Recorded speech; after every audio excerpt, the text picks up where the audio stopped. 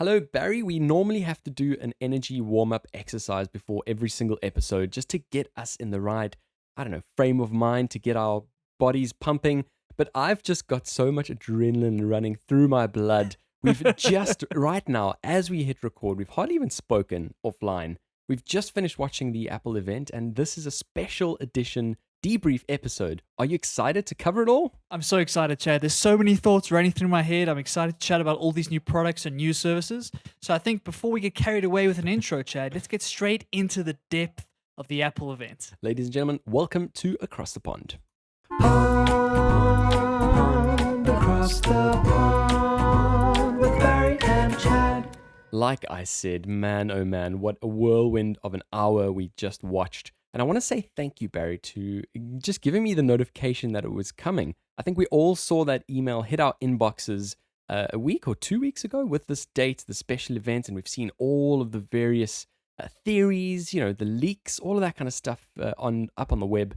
But finally, this event was here, and now we get to discuss it. It's amazing the gravitas around these Apple events, right? They've built themselves this amazing kind of cult-like following. Yep. Like us, we're sitting there really looking forward to seeing what they're going to bring up. And they do it in a way that only Apple can do it. I mean, that camera quality, Chad, Yep. those drone shots, we're going to talk about all of that, but they really do it unlike any other company. And so every event really is that. It's an event that you have to kind of immerse yourself in order to get the full experience. Well, that's exactly it. And I suppose, normally it's a physical event. There's people sitting in an actual hallway. Obviously, there's pieces that are recorded and they play that on the screen and play that for people tuning in via live stream. But of course, this case was a bit different because, we're in the pandemic and basically they chose to do the whole thing electronic. How did you feel about that? How did that come across for you?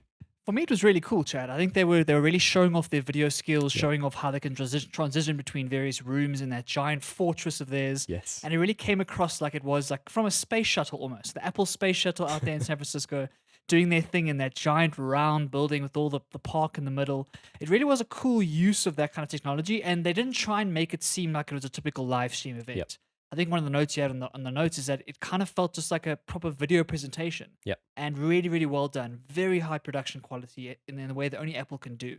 And for me, it really hit the mark because we all know it's not live. So let's not pretend that it is, and let's take advantage of all the things you can do if you have the time to put together this amazing piece of media.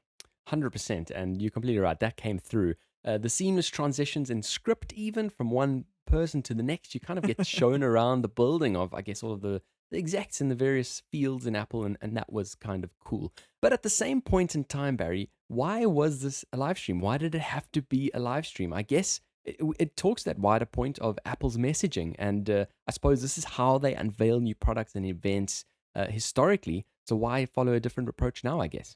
Exactly. It's Apple tradition, right? The whole idea is you go and sit and you watch this thing live and you see the new products come straight off the press. Yep. Obviously, all the leaks beforehand give you a sense of what's coming, but it's really nice to see them happen in real time.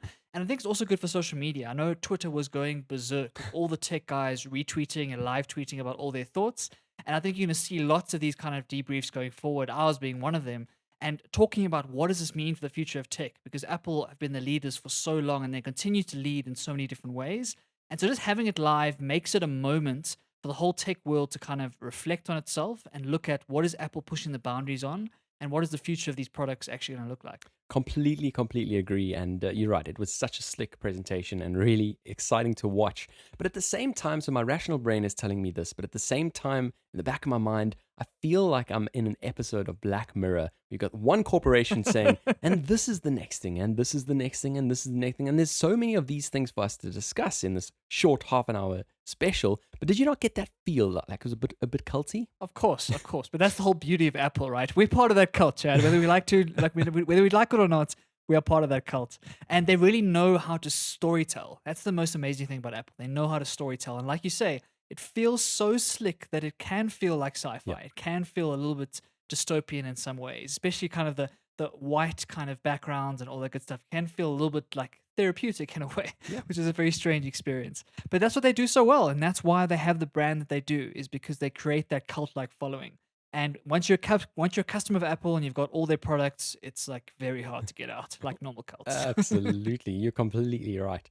So let's then cover it in chronological order, shall we? So we started off with, Tim Cook giving the briefing, I suppose, setting the stage, and also, as any good story would conclude, it finished with him as well. But nevertheless, we move on to a couple of stories about how the watch has changed people's lives. Now, what were some of your thoughts on that? I think this is so important for any new tech. I think a lot of tech companies sometimes get into the trap of talking about CPUs and speeds and all these type of technical things, which only caters to a very small portion of the market. So we find it interesting because we love the stuff, Chad.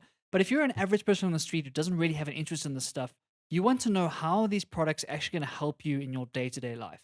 What difference is it going to make in the way that you live every single day? And so those stories do an amazing job of showing you use cases of what can be done with this technology. Yep. For this one, I found the use cases a little bit specific and very niche, right? Obviously, they're testing new technology, and so some of it might not be as relatable as you'd like, but it just shows the wide breadth of variety that the Apple Watch can do for people. And I found it very inspiring. An Apple Watch owner myself, so biased, of course, but I found it inspiring because that is kind of the use case of these things. That is not a watch anymore. Yep. It's this computer on your wrist that does 1,000 other things, and the time is like not even important anymore.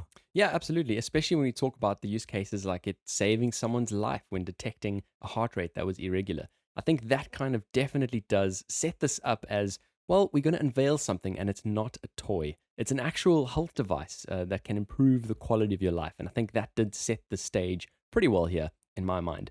So then let's move on to it. After all of the stories, they unveiled the brand new Apple Watch Series 6. Barry, your thoughts? Yeah, so the Series 6 looks really interesting, Chad. I think what the most interesting thing for me is adding the new sensor, right, for blood oxygen levels. Yep. That's a really, really cool new feature. And I think it's kind of indicative of the kind of sensors that are going to slowly start going into these wearable devices. We were chatting about Neuralink last episode. Yes. And this is an example of more and more sensors going onto these wearable devices to give you lots and lots of more data on your health. And so I think what it looks like is that the watch is really pivoting to be a real-time health like extravaganza, where it's going to measure absolutely everything all the time and give you that real-time updates as to what you're doing. As someone who's got a Series 3, the Series 6 looks like, I'm going to have to consider this, Chad. It's one of those things where it's different enough and it's advanced enough to start thinking about, is it time to upgrade or not? Oh, nice. And so I think for anyone wearing a Series 3 right now, they're going to have some real discussions right now.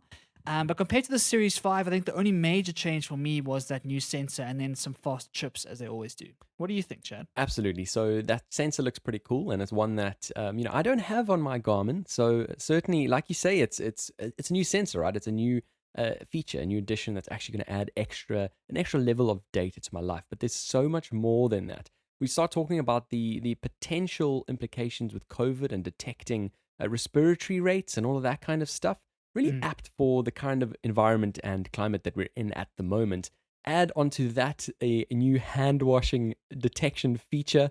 It does sound a little gimmicky, but it's all of these kinds of things that I guess just give you those little reminders to, I guess, keep your health up. Yeah, it's one of those things. The watch is supposed to kind of become so intertwined with your day-to-day life that those notifications become like little reminders for your brain. And so while they seem gimmicky, when they all work together, and if it works like seamlessly, it can seem like magic, because all of a sudden you're washing your hands and you're like, oh, wait, the watch is telling me to keep going for a few seconds longer. And in a COVID world, obviously that's a big talking point, and that's all we've been chatting about for the last few months. And so it's a big deal. But it's kind of indicative of there are thousands of these little features when it comes to the heart rate, when it comes to the oxygen levels, when it comes to the hand watching, when it comes to the falls. All of these things are just ways the technology is kind of melting into your skin and becoming this external device that really helps you figure out, is your body actually working like it should? And if it isn't, can you take proactive action instead of something happening to you and then having to figure it out later? And hopefully that will help with health outcomes, right? Because if you can be proactive, you can take a lot more steps before something bad happens. And if these watches can do that for you once or twice in your lifetime, it pays the investment back tenfold. Completely agree. Like you say, it's the aggregation of all of these things, and there are so many of these little things that they've added. So obviously they've fixed a couple of the issues that people had with it, including sleep tracking. I know we chatted about this on the podcast before. I'm sure you're very excited for that. But I think that's just an update to the operating system, so good to have that. They've obviously updated some of the bands and buckles. There is this new buckle called this Solo Loop, and how dramatic was its unveiling? It's crazy, Chad. It's literally just a piece of material, and they've got a Solo Loop. It's absolutely incredible. Apple and their naming again. And Chad, I don't get it, to be honest. I thought the whole idea of having an adjustable watch was that you could, like, different wrists it could fit. Yep. Whereas this feels like now you're gonna have to go and get it fitted in a shop and then figure out what size you want. Is that the right interpretation? I think so. It seems like it's a material that is flexible, and I guess in that way it's malleable enough for you to throw it in and out your arm. But it is there's still so much that is left to interpretation here, and we never really know until these things are actually out and on our wrists. We might be loving this solo loop. You never know. But on top of that, they've given 7 colors of this loop. There's a braided loop as well. A whole lot of products, and Apple are just throwing everything but the kitchen sink at this. Definitely. I think the idea is that you're going to be able to match your watch to your outfit, Yep. which is what everyone wants, Chad. Everyone wants that ability to kind of switch between faces, Yep. switch between bands. I know there are lots of new faces with lots of new colors and that sort of thing. So I'm excited to see what that looks like.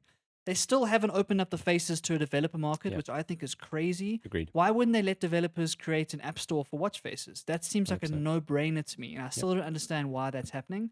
They still kind of force you to their 20 or 30 different variations, which is still a lot. Yep. But I'd love to see some other developers get a chance to try and make some cool designs. So that's a disappointment for me. And like I said, the bands, I've never had a problem with this band, so I don't understand what the new thing is going to look like. Yep. But we'll have to wait and see, like you say. Yeah, it just does feel crazy where a company that's been limited, I suppose, to 4 or 5 options now have, I don't know, a load more. And it's going to be a little bit more tricky, I guess, just to manage the supply chains on all of those different variations of the same thing. But obviously, they've got the scale now, so they can do that kind of thing. One thing that I did not hear of, and one thing that I really want to hear of, is the battery life on this thing. Did I just miss Yeah. something, or was it not mentioned? They didn't mention it, as far as I understand, and that's not a good sign. Yep. Normally, when they don't mention things, they don't want to brag about it because they bragged about everything else. Yep. So I don't know what the battery life is going to be like, especially with sleep tracking. That's going to be the big thing, right? Because if you're going to be wearing it while you sleep as well, that's going to have a huge impact on what the battery life is going to be. So at the moment, I'm able to just charge it every single night and everything is fine. But when I want to start wearing it for sleep, it's going to be a different story. So I'm a little bit worried about that, like you, Chad. We'll have to wait and see when they come out with more details as time goes on, and hopefully you get a maximum day charge. Yeah, 100%. Well, then let's swiftly move on then, Barry, to one of the other new features that they've added. And they announced this as part of the watch offering, which is family setup.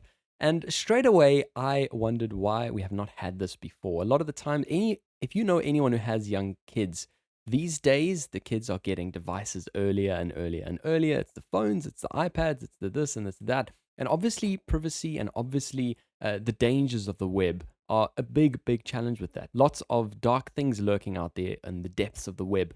And Apple come up with the solution, Apple Family, where you can essentially get a watch for your little one and ultimately let them access certain features on it, be able to communicate with you and communicate with others. And you can actually set up which phone numbers that you are happy with them being able to dial. There's a new school mode, there's all of this kinds of stuff. But in terms of just the solution, Barry, this seems like a very, very practical solution for me in this world where we need to be more connected, but at the same time need to balance all of these extra concerns. Yeah, it makes a lot of sense to me, and I'm surprised they haven't done it sooner, like you say. I think it's been a very common gripe for people online saying that they want to be able to use the Apple Watch, but without having to buy an iPhone, Yeah. right? When I'm paired with an iPhone. And so being able to kind of detether those things and make them separate, which is really good. And then, like you say, for the kids and even for your older parents who are Yep. you're worried about them falling, you're worried about them getting heart attacks, that sort of thing. Both of those use cases make a lot of sense to me. Definitely. And so by constraining the features and making sure you can only do, like you say, what you want the kid to do or what you want your elderly parent to be able to do, that makes all the sense in the world. Yep. And it gives them this amazing technology that takes advantage of all these health things without having to tie them into an iPhone and all the complexities that come with that. So I think it's great. And I think that for anyone who's looking for something for their kids or for their elderly parents, this makes all the sense in the world. I agree, and I hope that it will result in us not seeing 4-year-olds with phones in their hands that are theirs, because that's just ridiculous, let's be honest. Let's then move on to the Apple Watch SE, Barry, which I'm sure makes you feel a little bit salty, maybe not. Essentially, it's a low-cost watch that gives you 2 times faster speeds than the one that you have, the Series 3. Which I had as well. It's got the same motion sensors as this brand new Series 6, and it's compatible with that family feature that we just spoke about now. But this definitely feels like a nice offering to, I suppose, introduce some more users into the Apple Watch family. Especially in markets like South Africa, right, Yeah. where the costs of these devices are astronomical. Yeah. And so an Apple Watch SE makes a lot of sense. And I think it's, like you said, it's going to bring people into this ecosystem. And once they experience some of the benefits, some of the fitness tracking, some of that stuff, then they're potentially our customers long term. Yep. And I think it's a strategy Apple have done for the last couple of years. Like bring out a lot of these SE type devices, trying to bring more iPhones and more iPads into the hands of people at more reasonable costs. And so I'm looking forward to seeing what this is like. Like you said, it's a little bit salty because I like my watch, and to have something that's twice as fast for much cheaper. But that's how tech goes, It's right? true. Things advance every single year, and that obsolescence really is speeding up as we go along. So yeah, I'm looking forward to seeing what it looks like, Chad, when it finally comes out. Yeah, definitely. And I don't know if you're going to go for the Series 6 or the SE. We'll have to wait and see. I think one thing that we need to chat about, Barry, just briefly, is the release date. So they give you this unveiling, and it happens today. The thing is going to be available in stores on Friday. How are they able to have all of these embargoes, I guess, and have these products moving throughout the world? And the leaks are just fairly scarce. If you look on the big picture of it, Barry, there are one or two little leaks. Some of them are hit or miss, but they're pretty scarce, given that these units must be floating around the planet already. Yeah, it's amazing. In a year like 2020, when you would expect everything to be delayed, they come out and announce it's happening on Friday. And that's crazy to me, like you say. So I don't get it. They obviously been planning this for months, I'm assuming. And so they've already got all the stuff ready, especially in the US and some of the bigger markets where people are going to go crazy on Friday. Yep. But we'll have to wait and see if the supply chain holds up. Like, you wonder how much stock they're going to have for that first weekend, and how quickly it's going to sell out, and you might have to wait after that. So if you're going to go and get it on Friday, please let us know what happens, because I'm dying to know how that's going to go, Yeah. and how much stock they actually have on hand to service, I'm assuming, a very big demand. Yeah, absolutely. And then I guess it's the social distancing and the queues. It's all a very, very new world. And I wonder if that Friday deadline is for online shippings or for in-store collections, which is certainly interesting. Then, Barry, the sustainability message. Now, Apple just seems to have it right to hit all the points of topic at the current period of time. They talk about the Apple Watch and a promise, essentially, to, by 2030, be 100% neutral in the full end-to-end operational chain. Your thoughts? I think it's great. I think it's very important for big companies like Apple to make these sort of statements. As with all of these things, you want to see action behind these big corporations, right? And so they all talk the same language, they all say the same things, but it's actual action that really makes a difference. And they hopefully are going to be some of the lead dominoes that push us towards a more sustainable future. Unfortunately, the truth of the matter is that a lot of the pollution and the climate change is coming from countries that aren't making these sort of statements, right? So from China, from India, from those sort of places with massive developing economies, that's where a lot of the problems are. So while I applaud them for it, and it's absolutely amazing, hopefully they inspire the rest of the countries in the world to make the same sort of promises and actually act on them at the same time. Yeah. But what do you think about the controversial decision, Chad, to not include a charger in the cases? That to me is going to cause some drama online and people when buying in stores. So what do you think about that decision? I actually laughed out loud when that happened, because it's such an interesting one. They're justifying doing it by the sustainable savings. So they basically say that not including adapters, they project will eliminate about 50,000 cars worth of carbon footprint. But at the same time, you can't deny that they're actually just making these units a little bit more expensive by including less. And you ultimately have to go out and buy some new one, especially when you look at the Apple Watch SE, which is supposed to introduce new people to this ecosystem, who I'm guessing won't have chargers. Just another accessory to buy, right? We all know that the story of going to the Apple Store, getting your device, and then having to buy 18 dongles, 32 accessories to make the whole experience worth it. So I also had a chuckle. I think it's going to cause some drama, and people are not going to be happy about it. But if it produces the same, I mean, they were saying this going to take 50,000 cars off the road in equivalency. So that's a good thing, I think. Is it worth not having the charger? I don't know. It's so interesting. All right, then let's move on swiftly to the next unveiling, which I thought was pretty significant, Barry. In this world where we've all been locked down in our homes, we've all looked at all these various fitness apps. We've spoken about 3 or 4, if that, on our podcast alone. But this is Apple's new one, Apple Fitness Plus. And my, oh my, does it look slick. It definitely does, Chad. It's kind of competing with the Peloton experience of that super expensive bike, and the mirrors on the wall that give you this interactive experience. And now they're going to bring it straight to the watch. So they've partnered with a bunch of cool fitness trainers, and they're just going to bring you those HIIT workouts I've been doing on YouTube, Chad, but directly to my watch, interactive with the guys, like picking your own music from Apple Music. It really looked slick. That's the right word for it. It was a great interpretation of how do they serve their customers better, and how do they really make this watch this like amazing fitness experience. And so I'm super excited to see what it's all about. It's very expensive, in my opinion, for what they're doing, right? So I'm not sure about the price point. I wonder if they could have made it free, Chad, because I wonder if by making it free, they could have maybe brought all the content into the Apple Watch ecosystem and kind of boost the sales of Apple Watch instead of trying to go a services model. Yeah. But I do think that Apple are going more and more services every single year. So I don't quite know. It's an interesting interpretation because I would have at least expected them to give it free for a year, but they've given it free for 3 months after buying the new watch. After all of the new devices recently, you've been getting a year's worth of Apple TV Plus. So I thought they were going to do the same thing. But I think they're going to have high demand for this product, Barry. As I said, it looked slick. You say it's expensive. It's $9.99 a month. But if you look at some of the competitors out there, it's ridiculous. You look at Chris Hemsworth app, the one that we spoke about last time, and I spent about £23 a month on that. So I think it is competitive, especially because it integrates so well with the watch, with the TV, with the iPad, with the iPhone. You can take it anywhere you want. And I certainly think it is a good offering. Like you say, especially when you can pick your genre of music. A lot of the time when you're working out, that's another thing you have to stress about. Well, what am I going to listen to? You got Spotify up on one device, you got your actual fitness coming through on another, and it just, I guess, makes that whole process a lot more seamless. That plus the fact that I guess all these workouts are going to be fresh new workouts. So they basically have a studio with all of these fitness professionals recording fresh content every single week. And I understand how this could be delivered at $9.99 a month. That makes a lot of sense. I think it's because I'm coming from a South Africa perspective. When I look at $10, it really seems True. expensive. But what you say makes sense. Like comparing it to some of those other apps, and especially like the Peloton type features, like you say, the live streaming from a studio where you can tune in on a Tuesday at 6 a.m. and do your spin class or whatever it is.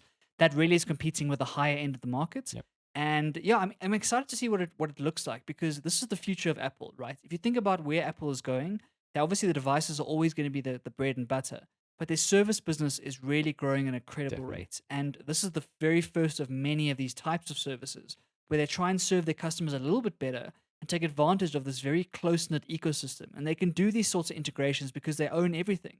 They own the hardware, the software, the operating system, everything Yep. works together.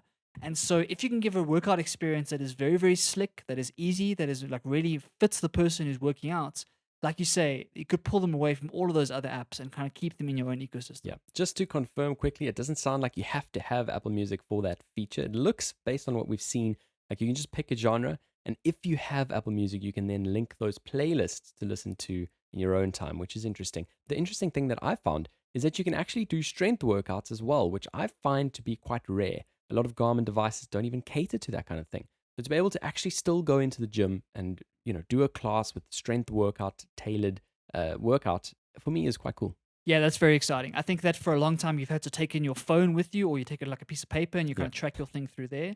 But if you're able to do it at the weight rack and kind of track it that way, that makes it even better, because it's been really, really good for things like running and cycling and that sort of thing, where it's long, repetitive movements.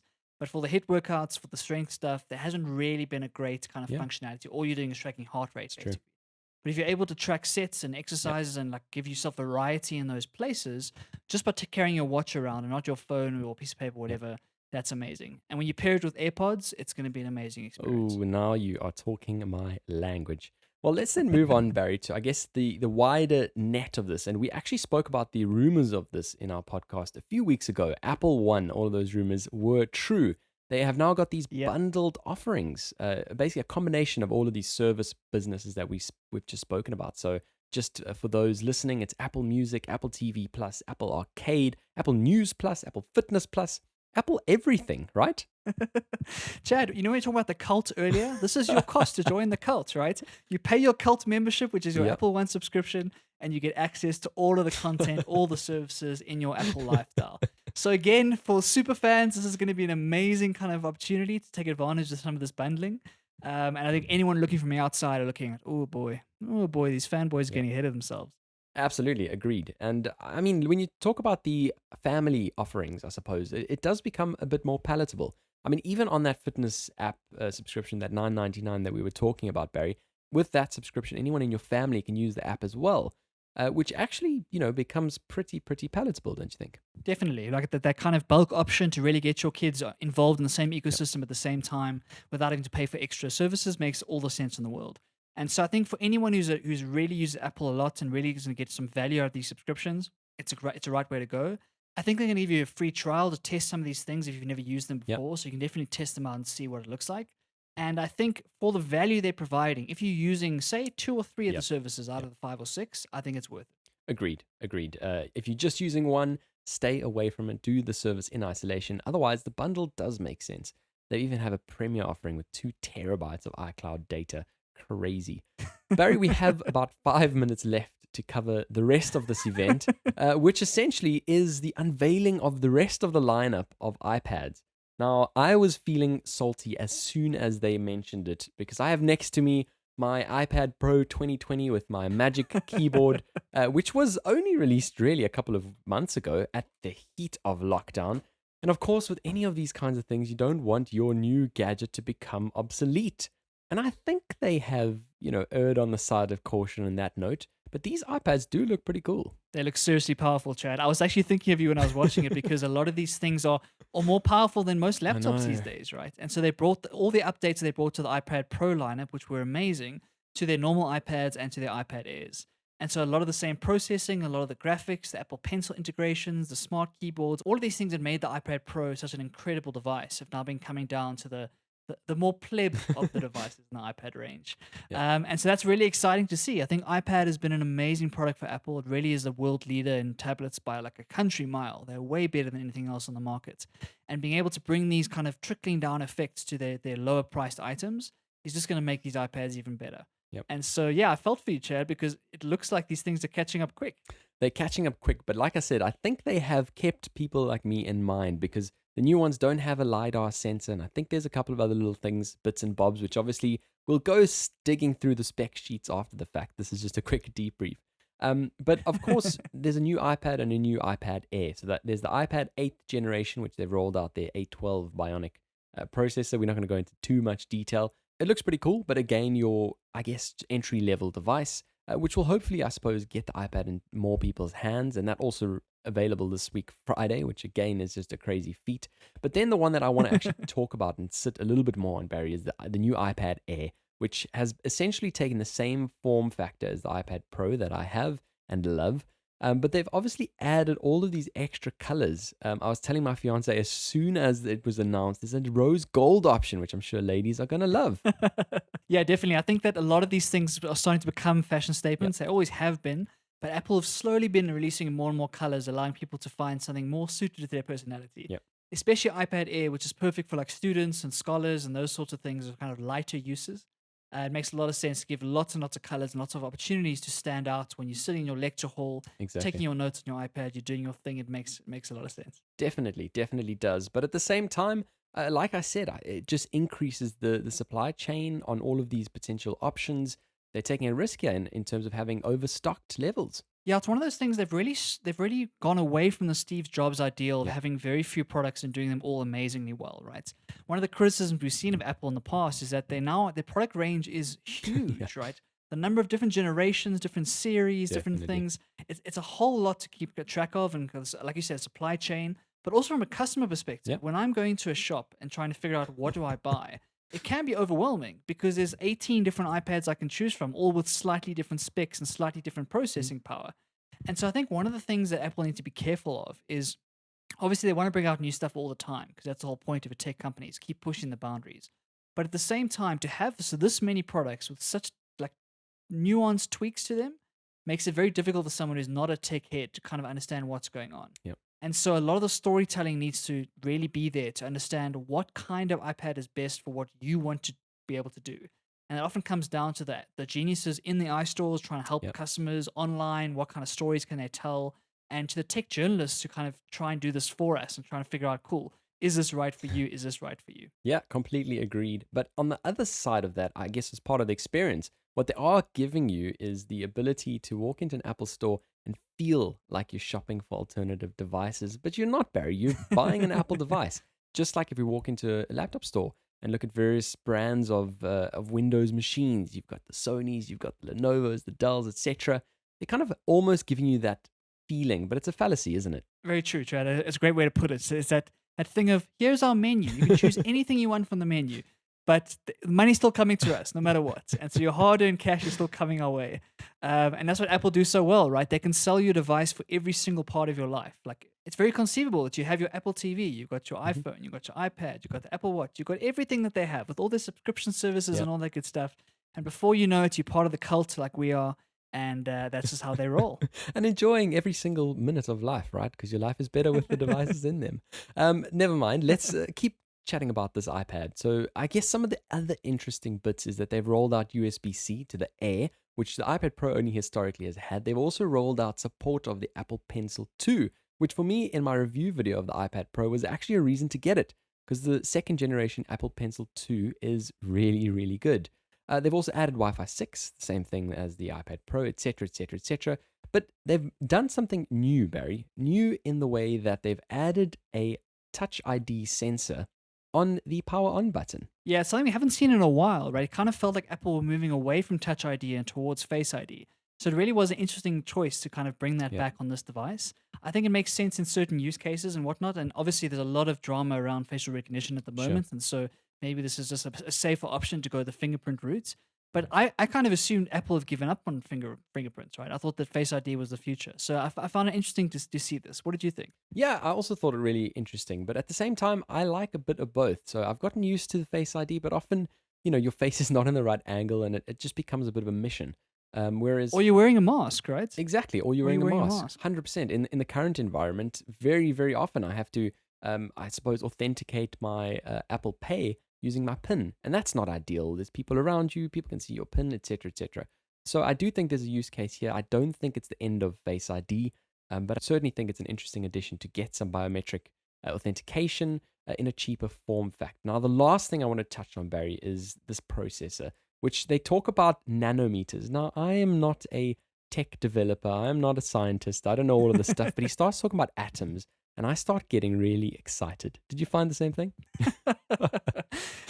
They are so good at storytelling about these devices. They know exactly how to pique your interest and really kind of turn it on its head. So like you say, like the size and the power and the kind of the ability of these processors are just incredible.